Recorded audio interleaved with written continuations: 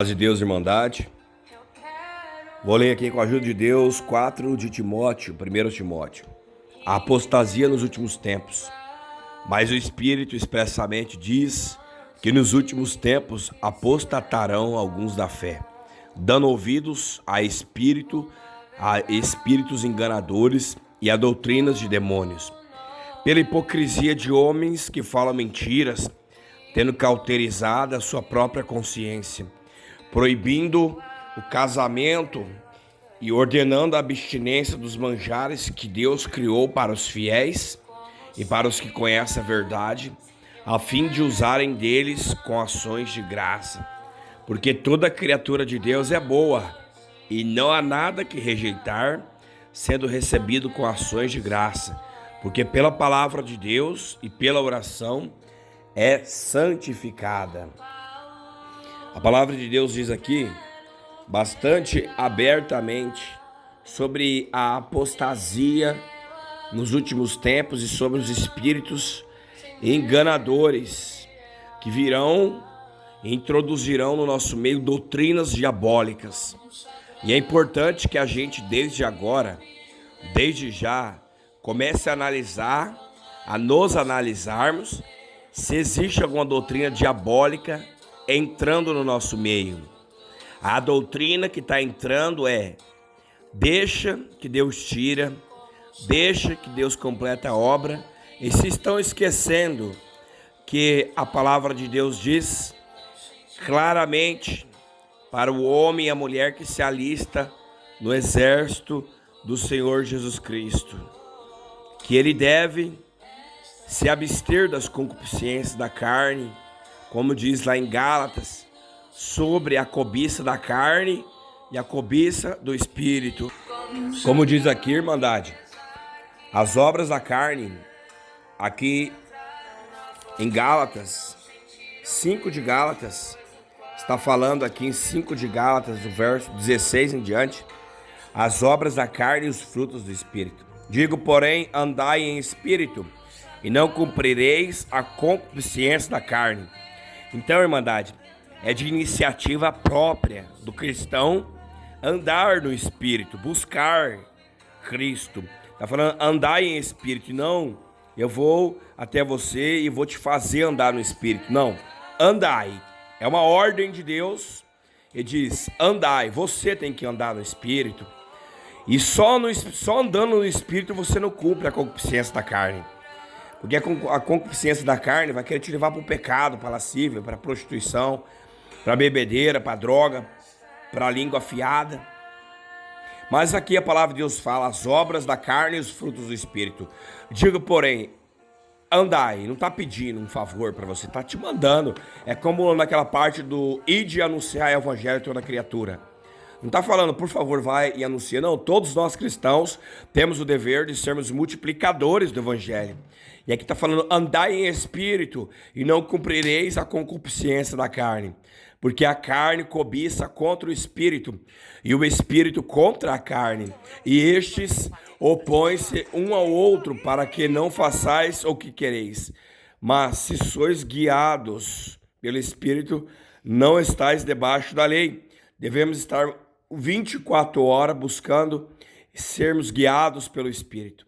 Porque as obras da carne são manifestas, as quais são prostituição, impureza, lascívia, idolatria, feitiçaria, inimizade, porfia, emulações, iras, pelejas, dissensões, heresias, inveja, homicídio, bebedice, glutonaria e coisas semelhantes a estas, acerca das quais vos declaro, como já antes vos disse, que os que cometem tais coisas não herdarão o reino de Deus. É sério. Mas o fruto do Espírito é caridade, gozo, paz, longanimidade, benignidade, bondade, fé, mansidão, temperança. Contra essas coisas não há lei. E os que são de Cristo crucificaram a carne com as suas paixões e concupiscências. Se vivemos em Cristo, andemos também em espírito. Não sejamos cobiçosos de vanglória, irritando-nos uns aos outros, invejando-nos uns aos outros. Então, para que nós não venhamos praticar as obras da carne, nós precisamos andar em espírito. Assim nós não cumpriremos toda essa gama de maldição que nos tira a coroa da vida eterna, irmandade. Aqui em Hebreus 6 diz assim, e recaíram, daqui fala assim, do verso 7 em diante, porque a terra quem bebe a chuva, que muitas vezes cai sobre ela, e produz erva proveitosa, para aqueles por quem é lavrada, recebe a bênção de Deus, mas a terra que produz espinho, né, com a chuva que o Senhor mandou, e abrolhos, é reprovada, e perto está da maldição, o seu fim é ser queimada. Mas a palavra de Deus diz assim, mas de vós, ó amados, esperamos coisas melhores e coisas que acompanham a salvação. Glória a Deus.